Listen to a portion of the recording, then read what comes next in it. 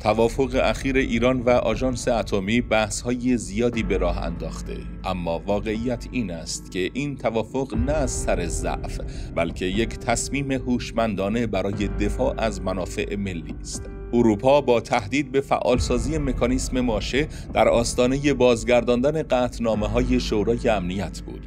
اما تهران با یک حرکت حساب شده هم شرکای بین المللی مثل چین و روسیه را همراه کرد، هم جلوی یک اجماع فوری علیه کشور را گرفت.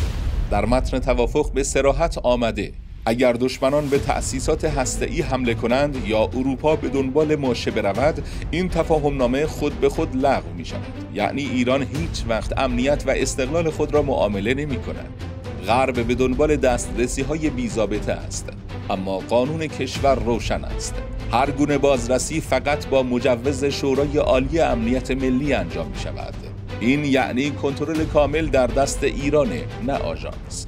این توافق فرصتی است برای خرید زمان، تقویت توان داخلی و آماده سازی کشور برای سناریوی احتمالی.